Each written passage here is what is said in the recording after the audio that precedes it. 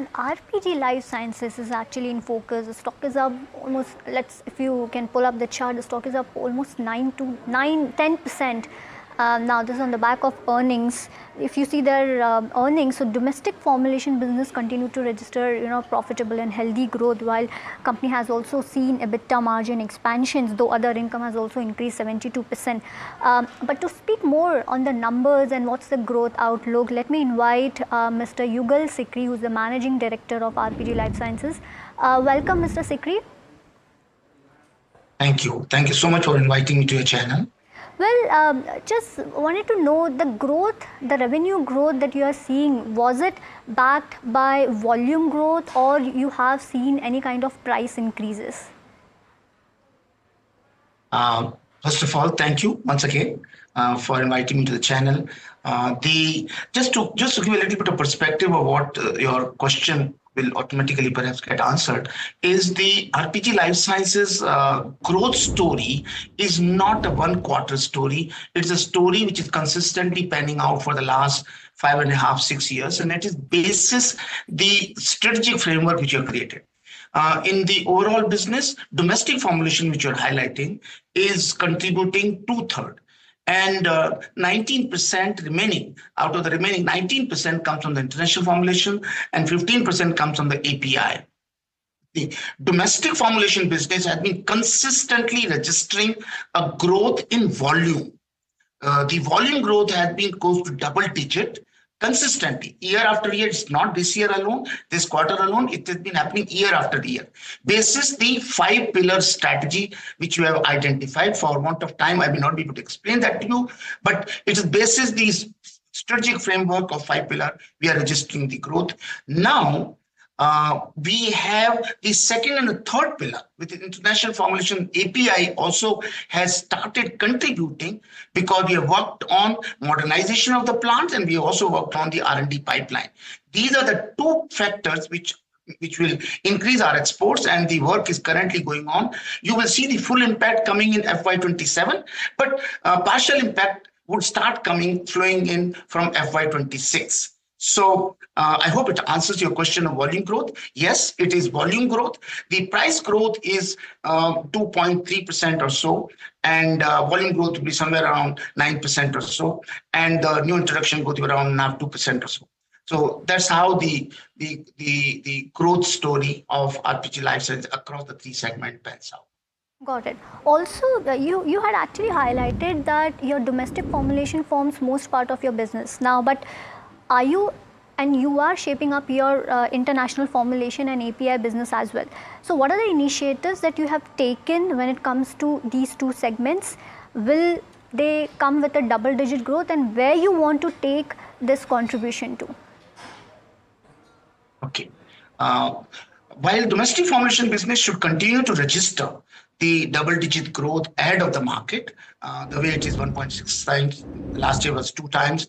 The international formulations and API business, as I mentioned earlier, depends upon 2 prerequisites. One is your plant should be modern and approvable by the best of the regulators in the country, like we have the UK MHRA, like we have the TGA of the kind, number one, for which the work is almost complete.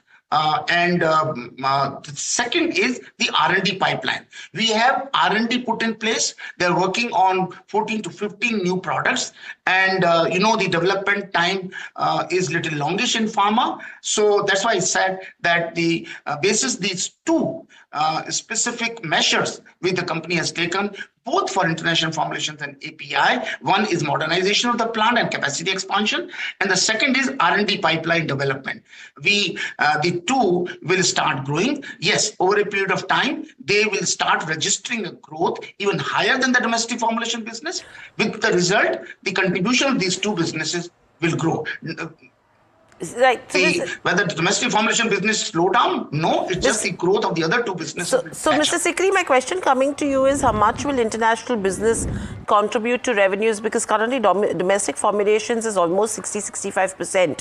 So will that change, and if so, how will it impact your margins? Okay. I think the EBITDA margin growth which you are seeing is not a function of only domestic formulation business. All the three businesses are very strong EBITDA margin accretive business. And therefore, if the contribution of these two goes up, I don't think it will have an impact on the EBITDA margin, because both international formulation API businesses have very strong EBITDA margins.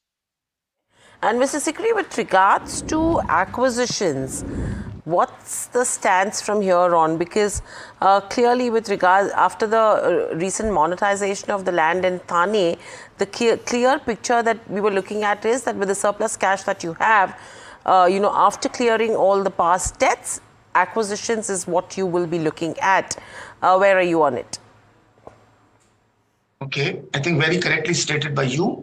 We have the cash surplus mounting coming out of the internal accruals and the business enhancement. And second is the land sale also leaves us with good amount of cash. The whole thing was done purposefully so that we have a large kitty available, which we can utilize for inorganic growth. Now, we were earlier restricting only to formulations, but now we have formulations and API, both we are very actively looking at quite in an ambitious way. And as and when it gets materialized, we will let you know. But I can only assure your viewers that there is a lot of efforts and energy being spent on right, the Mr. inorganic Sikri, part. I will interrupt here. 30 seconds. Will there be an acquisition in FY26 itself? Are you looking at anything?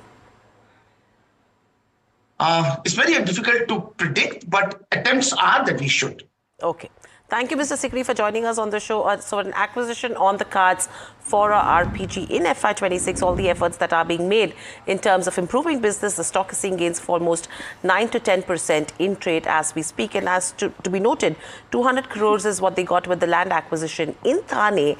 And they've paid some part of their debt, but with the other internal accruals as well, inorganic growth that could be on the cards for our RPG Life Sciences from here on. So that's the story with RPG. But moving from an RPG, let's shift focus to a Religare. Now, Florida